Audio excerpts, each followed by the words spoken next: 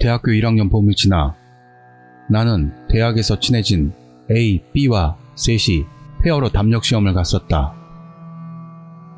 변두리의 황폐한 골목에 남아있는 세입자들도 더 이상 들지 않은 채 사람의 손길도 닿지 않는 빌딩이지만 야반도주한 듯 남아있는 비품들이나 깡패들이 찾아와서 마구 뒤집어 놓은 것 같은 흔적들이 꽤나 분위기 있는 심령 스파처럼 되어 있었다.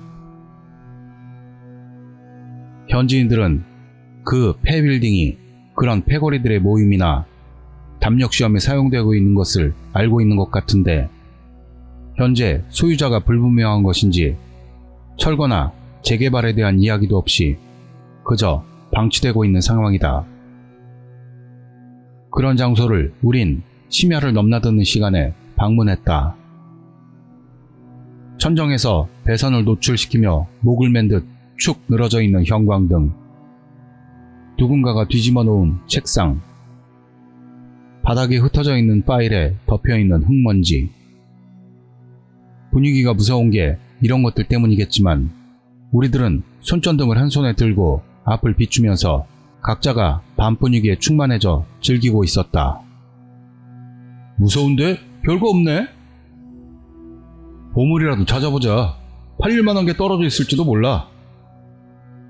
담력시험을 제안했던 A는 연신 무섭다고 하면서도 앞에 서서 미개척지인 방문을 함부로 걷어차고 안을 들여다본다.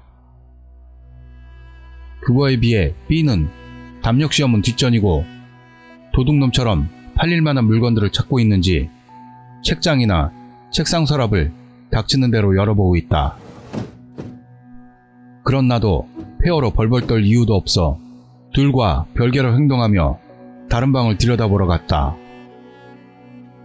그때 내가 위층으로 올라가려는 순간 B가 보물 발견이야! 하고 폐허안이 울릴 정도의 큰 소리를 질렀다. 그것을 신호로 나는 계단에서 발길을 돌려 B가 있는 방으로 돌아간다. 거기에는 작은 인형을 한 손에 들고 있는 B가 있었다. 인형은 비스코돌처럼 정교한 세공으로 손전등 불빛을 받은 옥색의 눈동자가 섬뜩할 정도로 매력적으로 보인다. 새하얀 얼굴 피부에 떠올라 있는 핑크색의 입술, 오등신 정도로 축소된 1m도 되지 않는 키에 서양식 드레스를 차려입은 모습은 귀족 아가씨풍이었지만 공교롭게도 자랑스러운 금발머리도 거무스름하고 지저분해져 있었다. B는 인형을 고쳐 앉더니 볼에 묻은 흙 같은 얼룩을 엄지손가락으로 닦아낸다. 보물이란 게 이거냐? 엄청 비싸 보이지 않냐? 잘 닦으면 팔릴지도 몰라. 내가 눈살을 찌푸리며 물어봤더니 B는 즐겁다는 듯 인형을 툭툭 털면서 먼지를 털어낸다.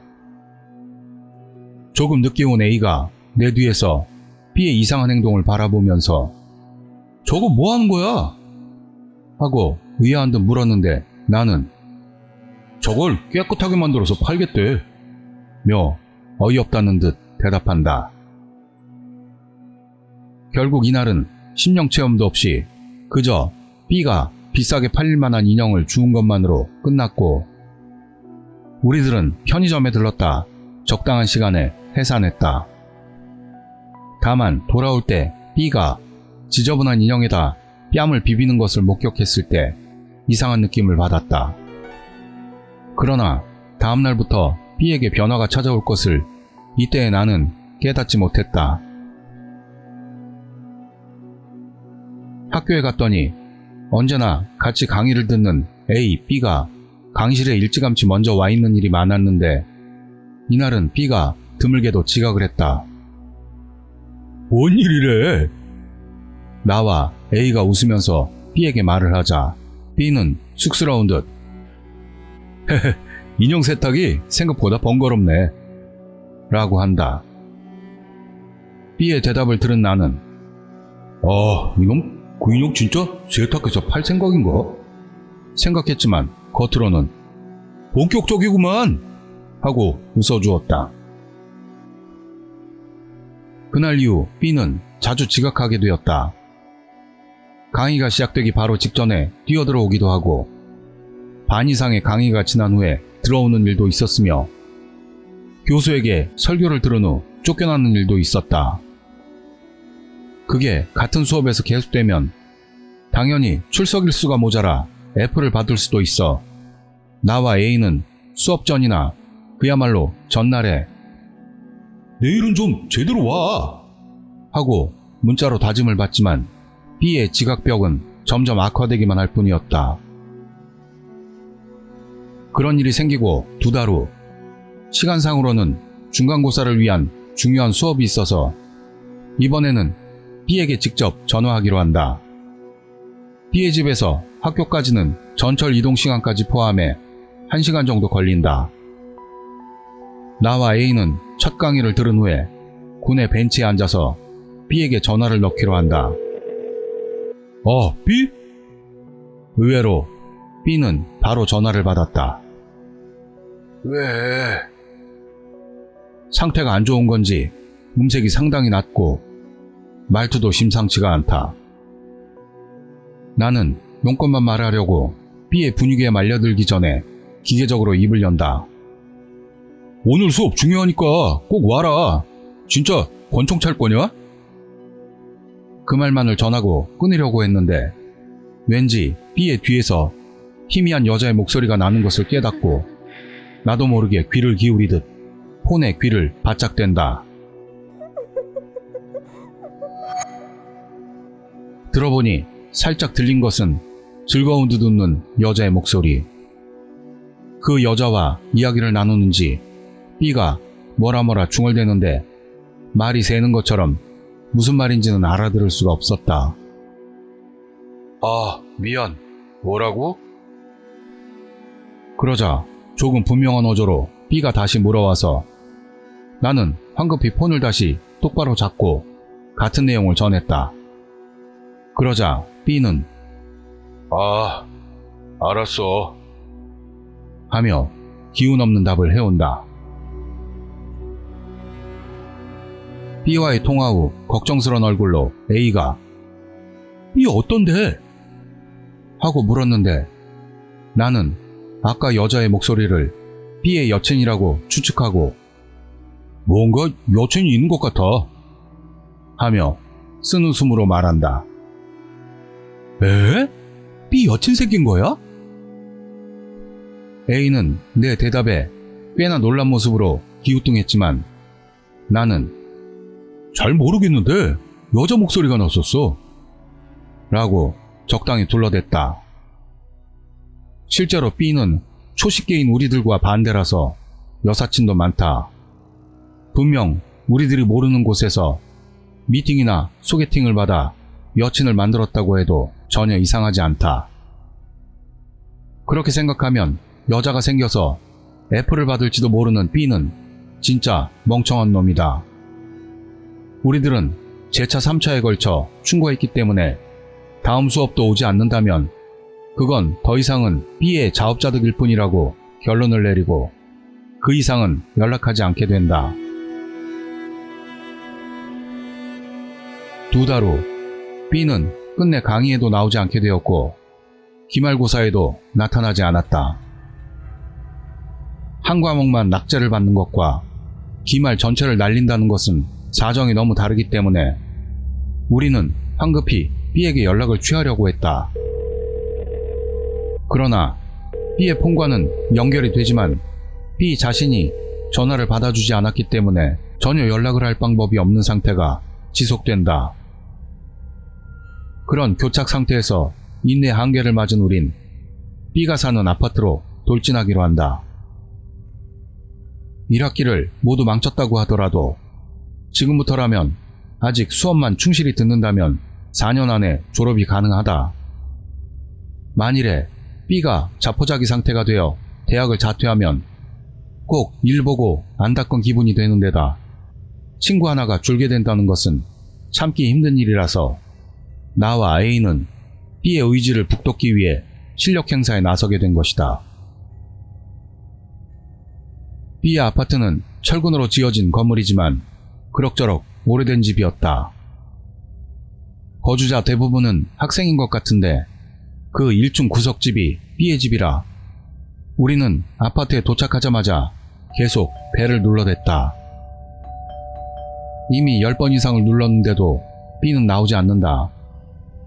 벨소리는 밖으로도 새어나오니까 건전지가 다 된 건 아닌 듯한데 아무래도 안에 사람이 있는 기척도 없다. 야, B! 나와봐! 시간으로 치면 10분 정도. 될 수 있는 한 부드럽게 문을 두드리면서 이름을 부르자 갑자기 현관문의 체인이 벗겨지는 소리가 들리더니 다음 순간에 무거운 문이 열린다.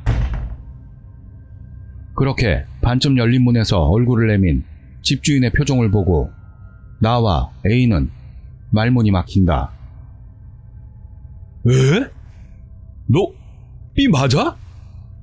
너 어떻게 된 거야? 거기에는 살이 잔뜩 빠져 인상이 변한 B가 있었다. 툭 튀어나온 광대뼈, 포도 껍질을 갖다 붙인 듯한 다크서클, 러닝 셔츠와 반바지 차림이었는데 전체적으로 뼈와 가죽만 있는 사람처럼 수척했다. 그리고 무엇보다 약이라도 하는 건 아닌가 의심될 만큼 아래로 늘어진 눈꺼풀과 넋이 나간 두 눈이 인상적이라 우리는 그 모습을 보고 굉장히 당황했다고 본다. 아, 뭔가 오랜만이네.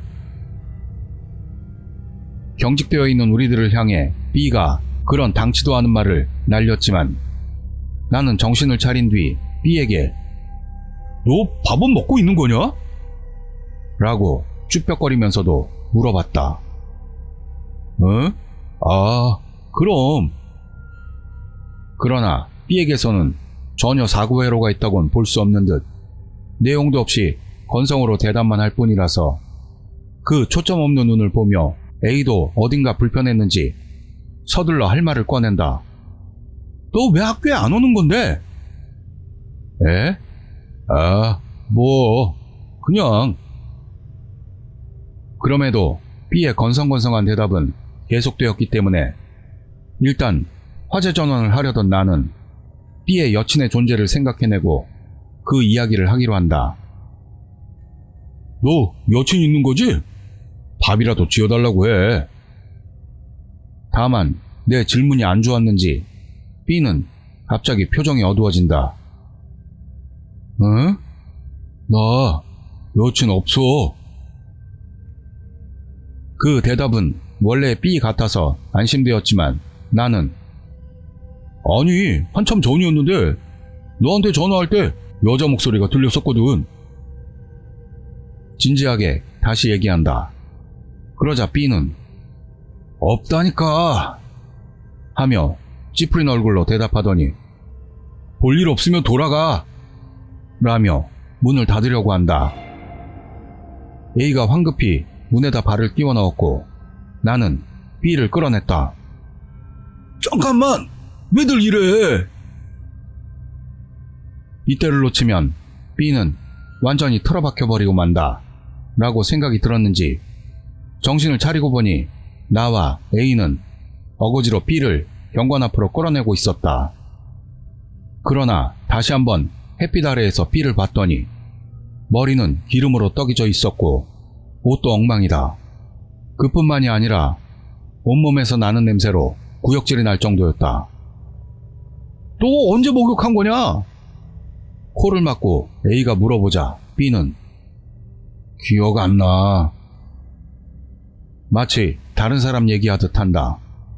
다시 보니 정말로 노숙자같이 지저분한 모습이다.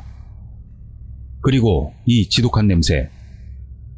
분명 B 자체도 그렇지만 이 냄새는 집안에서도 흘러나오고 있다. 나는 문득 반쯤 열린 문으로 안을 들여다본다. 흔한 집으로 현관에서 거실까지 가는 사이에 주방 겸용의 복도가 있는 타입. 마치 거실과 복도를 나누는 슬라이드식 도어가 활짝 열려 있어서 거실 모습이 훤히 들여다 보인다. 다만 커튼이 쳐져 있는 거실은 벗어던진 옷들이나 빈 편의점 도시락을 버린 쓰레기 봉투로 가득한 처참한 모습으로 계속해서 깔아둔 이불 끝이 언뜻 보이고 있다. 그 이불 위에는 어디선가 본 것 같은 금발의 머리카락이 흩어져 있다. 순간 나는 B가 폐건물에서 인형을 주었던 일을 떠올렸다. 그러고 보니 B, 담력시험에서 인형 주었잖아. 그거 팔았어? 내가 갑작스레 관계없는 이야기를 했던 탓인지 A는 이놈 뭔 말을 하는 거야 라는 표정으로 나를 봤는데, 반면 B의 어두운 표정이 단숨에 빛이 난다. 무슨 말이야? 잘 간직하고 있어. 얼마나 예뻐졌는데. 마치 오다쿠 취미 영역에 발을 들인 것처럼 B는 즐거운 듯 빠르게 말을 한다. 조금 섬뜩했지만 겨우 B와 의사소통이 된 것에 안도감을 느끼며 나는 대화를 이어나간다. 에? 그럼 잠깐 보여줄 수 있냐? A는 계속 나와 B의 얼굴을 번갈아 보면서 뭔가 말하려고 했지만 B가 괜찮은데 반하지나 마라 라는 알아들을 수 없는 말을 흘리며 반쯤 열린 현관문을 활짝 열어서 우리를 안으로 들여보내준다. 서둘러 안으로 들어가려는 내 어깨를 A가 잡으며 야, 안은 죄다 쓰레기 천지잖아. 진짜 들어가려고?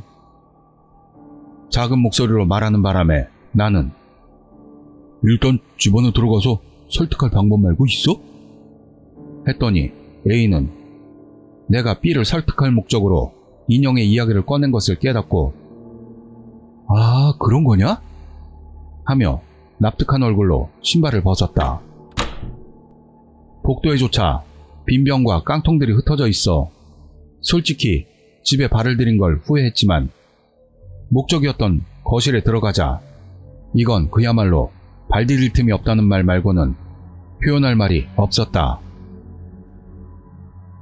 다만 계속 바닥에 깔려있는 이불 위에는 벌거벗겨진 비스크 돌이 위를 향한 채 나뒹굴고 있고 그 주위에는 두루마리 휴지 조각들이 의미심장하게 여기저기 놓여 있었기 때문에 나와 A는 예상치 못한 광경을 앞에 두고 아연 실색하며 입을 벌리고 서 있게 된다.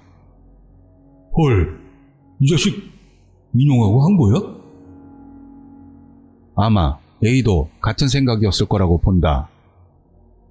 B는 방으로 돌아오자마자 인형을 집어들고 아니 다정하게 껴안듯이 하고 아 미안 옷 입어야지 웃는 얼굴을 내비치고 있다. 우리들이 이상한 것을 보는 시선을 보내던 중 B는 인형에게 옷을 입히기 시작했고 나는 인형의 눈동자가 흔들리는 것 같은 착각을 느꼈다. 나도 모르게 눈을 문지르고 다시 확인해보니 특별히 이상한 모습은 없다. A가 B, 너 인형하고 뭘... 잠시 방심한 틈을 타 긴장으로 정상적인 판단이 안 됐는지 입을 열었다. 그 A가 말을 마치기도 전에 나는 서둘러 A의 옆구리를 찌르고 A는 콕 하는 표정으로 입을 닫으면서 인형의 머리를 쓰다듬는 B를 바라본다. 응? 뭐라고? 아니야, 생각보다 소중히 여기길래. B의 기분을 상하지 않도록 말을 골라 대답하는 나. B는 그치? 하며 자랑스럽게 웃었지만 역시나 그 눈에 생기는 없어 보인다. 자, 그럼 우리들은 돌아갈게. 네가 건강한 것도 알았고. 아, 그래?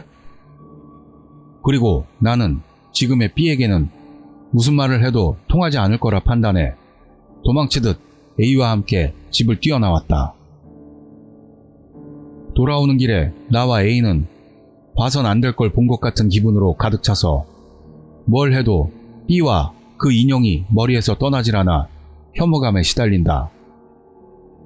다행히도 곧 여름방학으로 들어가기 때문에 일단은 B의 출석 일수는 걱정하지 않아도 되게 되었다. 단지 B의 건강 상태가 마음에 걸리는 게 분명하니까 꾸준히 연락하고 먹을 것도 갖다 주기로 A와 결정했다. 그러나 우리의 걱정을 비웃듯 B의 이상함은 점점 심해지게 된다. 가끔 전화를 받았다 싶으면 분명 성행위 같은 게 한창이었던 듯 가쁜 숨을 몰아쉬면서 왜? 하면서 말한다. 영양가 높은 과일이나 젤리 같은 걸 사서 갔을 때는 여름방학 전보다 훨씬 더 말라버린 B를 보고 이건 안 되겠다 싶어 병원에 데려가려고 했지만 B가 지랄발광을 하면서 정하는 바람에 포기했다. 그러던 중 우리는 B의 본가 전화번호를 그의 핸드폰에서 훔쳐보는데 성공했고 서둘러 전화를 넣어보기로 했다. 그러자 뜻밖에도 B의 근황을 들은 부모님은 바로 믿어주었다. 그 이유는 최근 아무리 전화를 해도 B와 전혀 연락이 닿지 않았기 때문인 것 같은데 우리들의 이야기를 듣고 B가 1학기에 모든 학점을 놓쳤다는 사실을 안 두 분의 분노에 찬 목소리는 폰 너머로도 전해져 왔다. 며칠 후 나와 A는 노래방에서 돌아오다가 둘이 라멘집에서 저녁을 막 먹으려는 시점에 내 휴대폰으로 B의 부모님에게서 연락이 온 바람에 일단 받은 후 곧바로 다시 연락을 드리겠다고 말씀드리고 서둘러 라멘을 먹고 가게를 나왔다. 그리고 다시 전화를 드렸더니 B가 정신병원에 입원하기로 결정이 되었다는 사실을 보고받았다. 나와 A는 왜? 그렇게 안 좋은 거예요? 꽤나 경악했는데 B의 부모님, 특히 아버지에게서 몹시나 초췌해진 목소리로 나도 손을 쓰지 못할 정도로 창난 상태라서 당분간이지만 입원시키기로 결정했어. 라는 이야기를 들었다. 거기부터는 내용이 좀 그래서 요약하자면 아무래도 부모님이 B의 집을 방문했을 때 B는 그 비스크 인형에다 그 짓을 하고 있었다고 한다. 그 뒤에도 인형 상대로 성적인 일을 반복하려고 해서 아버지가 인형을 빼앗으려 하자 B를 20년 넘게 키워준 은혜도 모르는 것처럼 증오에 가득 찬 표정으로 아버지에게 달려들었다고 한다. 그때부터는 싸움이라기보다 정말 서로 죽일 듯한 아비규환이 벌어져서 그 소동에 이웃사람이 경찰을 부르고 그 자리에서 B는 경찰에 제압된다. B의 이상한 모습이 너무 확실했으므로 B에게 약물 중독의 의심이 있었지만 당연히 음성. 부모님의 부탁으로 병원에 가서 정신감정이라고 해야 하나 머리가 정상인지 어떤지를 검사하게 되고 결국 정신병원 입원이 결정됐다는 이야기. 그런 세세한 내용을 담담하게 말하는 아버지는 상당히 피폐해진 모습이 전해져 왔는데 우리들이 때때로 B에게 음식을 갖다 주기도 하고 학교 일로 연락도 주고 했던 것을 알았는지 힘을 내서 고맙다는 말을 해줬던 게 지금도 기억난다. 그리고 전화를 마치기 전에 B가 원래로 돌아온다면 다시 친하게 지내줄까? 아니, 어렵겠지? 하며 반은 포기한 듯 쓰게 웃었지만 우리들은 오히려 내일 면회 가려던 참인거려. 하자 아버지는 유감이지만 지금은 아직 면회 불가야. 고마워. 하며 웃어주었다.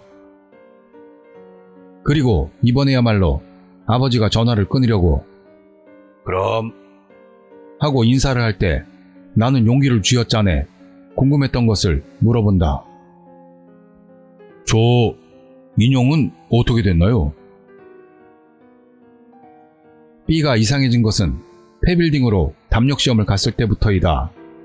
하지만 나와 A에게는 특별한 이상이 없었기 때문에 아마 B가 이상해진 데는 그 비스크 돌이 적지 않은 관계가 있음이 틀림없다.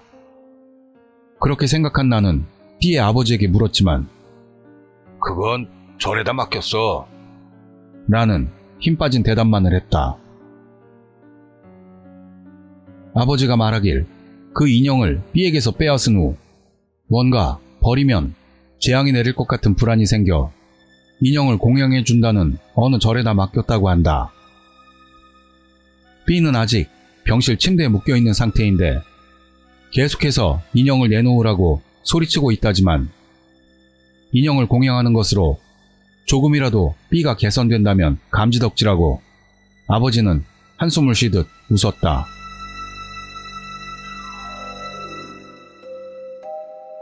그로부터 3년 뒤 B는 퇴원하고 대학에도 복학했다. 유감스럽게도 유급은 거의 따놓은 당상이지만 애써 들어간 학교에서의 졸업증만은 따야 한다며 B의 아버지가 반강제로 학교를 다니게 한 상태인데 B 스스로도 사람이 변한 것처럼, 아니 원래로 돌아온 것처럼 면하게 힘쓰고 있다. 다시 만났을 때는 꽤나 신경을 썼던 우리지만 B 본인은 이야 오랜만이야 하고 태연이 다가왔고 나와 A는 그때의 B는 꿈을 꾼 거거나 다른 사람이었던 것은 아닐까 착각할 정도였다. 단지 심령 동영상 같은 것을 볼 때 비스코돌이 나오자 B는 미간을 찌푸리는 반응이었는데 바로 신경 쓰지 않는다는 모습으로 하하 이거 무섭네 라며 평정을 가장했다. 그 모습을 보고 나는 B가 그 인형에 대한 것을 아직은 완전히 잊고 있지는 않을 거라 봤어도 거기서 인형 이야기를 꺼내면 B가 다시 이상해질 거라는 생각에 무서워서 말도 꺼낼 수가 없었다. B가 어떻게 원래대로 돌아올 수 있었는지는 모르지만 어쩌면 아버지가 그 인형을 절에다 맡긴 행위가 주요했는지도 모를 일이다. 나는 B가 일시적으로 이상해졌을 때와 지금의 모습을 비교해보면서 원래로 돌아온 B에게 안도하고 있다. 그러나 3년이 지난 지금도 신경 쓰이는 부분이 있다. 우리들이 전화를 걸었을 때 B의 스마트폰에서 들려왔던 여자의 목소리는 누구였단 말인가? 정확히는 그 정체에 대한 심증은 있어도 만일 그게 정말이라고 확정되는 순간이 제일 무섭다.